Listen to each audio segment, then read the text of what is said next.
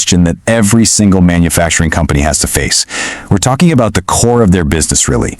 We're going to dive deep into SAP demand management to see how the pros turn total market chaos into a clear, actionable plan. I mean, seriously, think about it. This is the absolute million-dollar question. If you get it right, your business runs like a well-oiled machine, you're efficient, you're profitable.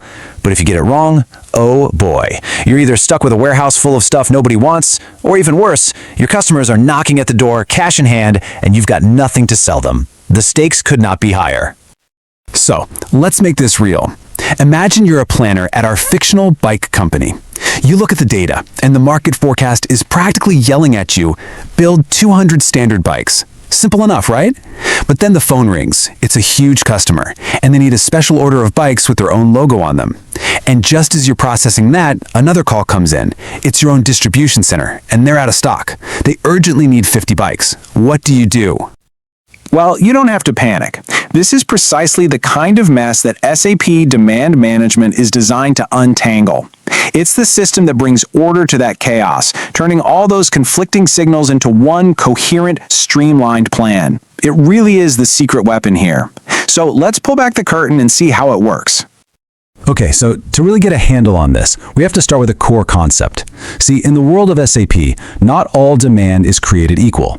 The system breaks it down into different types of what it calls requirements. First up, we have something called Planned Independent Requirements, or as you'll always hear them called, PIRs.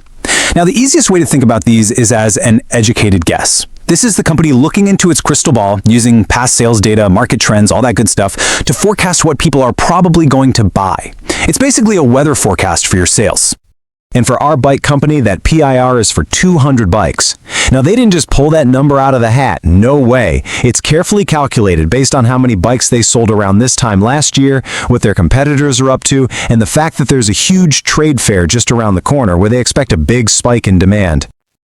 Okay, next we have sales orders. And these are a completely different animal. A PIR is a guess, a forecast. A sales order? That's a promise.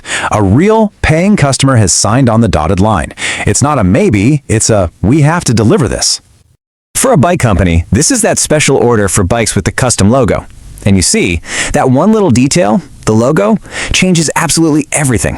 You can't just go to the warehouse and grab one of these off the shelf. This specific order requires special treatment on the production line. And finally, there's our third type. Stock transfer requirements. Now this is interesting because the demand isn't coming from an outside customer. It's coming from inside the house. It's basically one part of your own company raising its hand and saying, hey, production plant, I need some of what you've got. So our distribution center needs those 50 bikes. But here's where it gets really powerful. Let's say the main plant itself needs 100 bikes for its own showroom. Well, SAP is smart enough to see both of those internal needs, add them up, and understand that there's a total internal demand for 150 bikes. It gives you that complete, holistic picture. So let's just quickly recap with this table. You've got PIRs, which come from a forecast, a prediction. You've got sales orders, which come from a specific customer, a promise. And you've got stock transfers, which are internal, keeping your own house in order. 3 totally different sources of demand, all competing for the same production capacity. Okay, so we've got the forecast, the customer order, and the internal request all shouting for attention. So, who wins? How does SAP possibly decide what to make first? Well, that's where we get into the real genius of the system, what I like to call the strategic playbook. The secret is in something called planning strategies, and that playbook analogy is just perfect. A planning strategy is basically the set of rules that you give the system.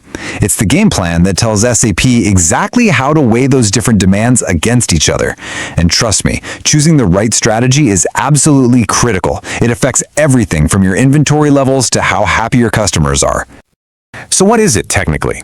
Well, a planning strategy in SAP is just a numerical code. But that little number represents a whole business philosophy.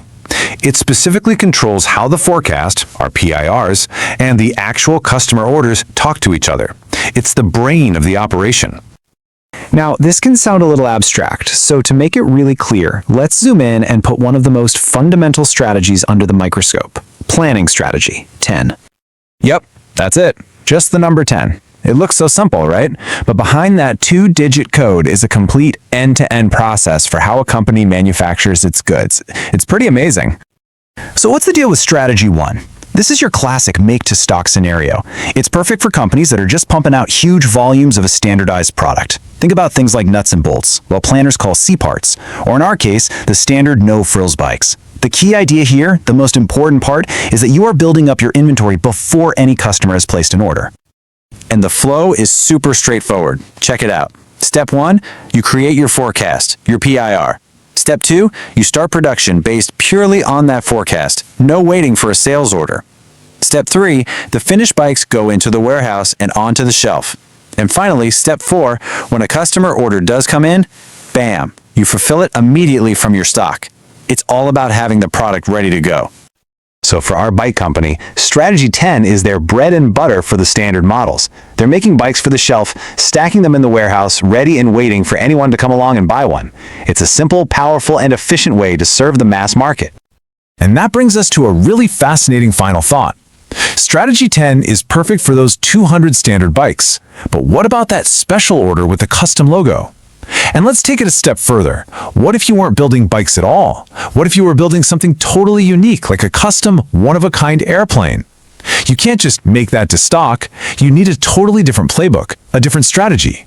And that, right there, is where you begin to see the incredible depth and flexibility of planning in SAP. Hey everyone.